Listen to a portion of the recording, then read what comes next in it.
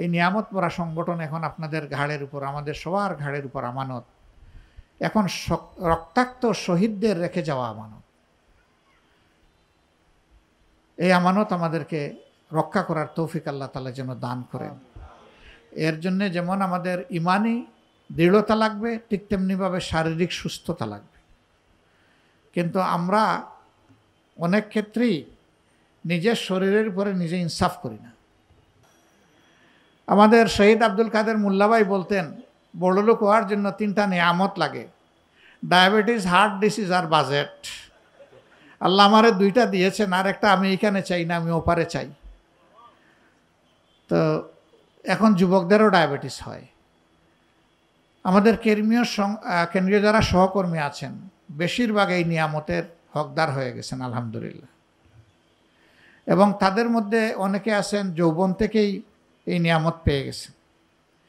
আমি অনেককে জিজ্ঞেস করেছি যৌবনে মুখ এবং জিহ্বার মাঝখানে কোনো নিয়ন্ত্রণ ছিল কি না, তখন হাসে, কয় আল্লাহর হালাল জিনিস সামনে আসছে, ফেরত দেই কেমনে।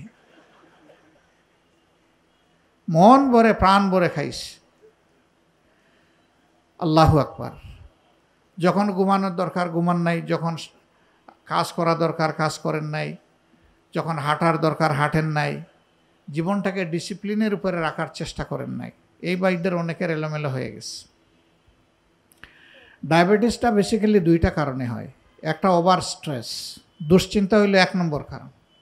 2 নম্বর কারণ হচ্ছে ইরেগুলার লাইফস্টাইল, অনিয়ন্ত্রিত জীবন। জীবনে কোনো শৃঙ্খলা নাই, খাওয়া দাওয়া চলাফেরা সবগুলা মানে আপন মনে স্বাধীন বাংলাদেশ এরকম হালত। তারা বড় সাফার করেন। তারা শুধু তাদের এসেট না, তারা আমাদেরও এসেট। তারা শুধু তাদের হক নষ্ট করেন না, তারা আমাদেরও হক নষ্ট করেন।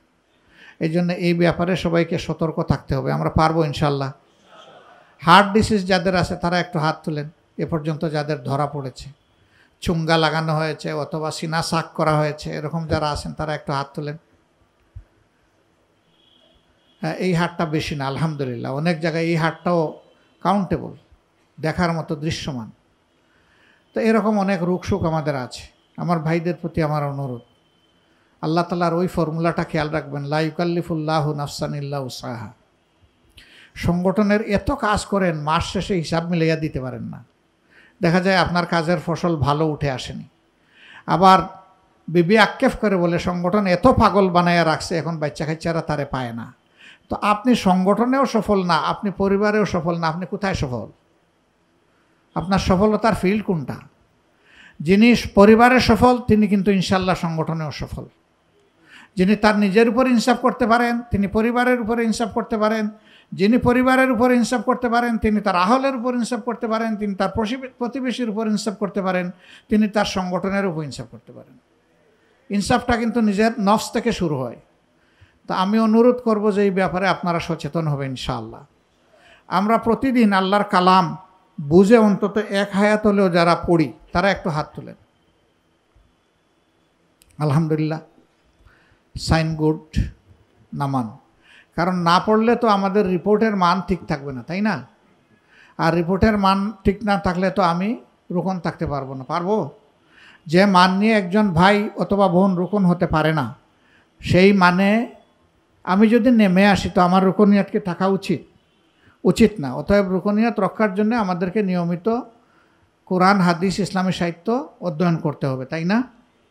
একমত তো আপনার আমার সাথে? হ্যাঁ, উম্মতের মধ্যে ইখতিলাফ দেখা যাচ্ছে যে কেউ হা বলে কেউ না বলে। হা যারা বলছে তারা সরল মনে বলে ফেলেছে, তবে তারাও নার গোষ্ঠীতে, তারাও একাকার। আমরা এইগুলার কিছুর জন্য করব না, আমরা করব এক আল্লাহ তাআলাকে জানার জন্য, শুধু তার সন্তুষ্টির জন্য, আমি কে আমাকে চেনার জন্য, আমার দায়িত্বটাকে এটা বুঝে নেওয়ার জন্য। এরপরে এই নিয়তে অধ্যয়ন করব যে যা বুঝবো তাই যেন আমি আমলে পরিণত করতে পারি। আলহামদুলিল্লাহ।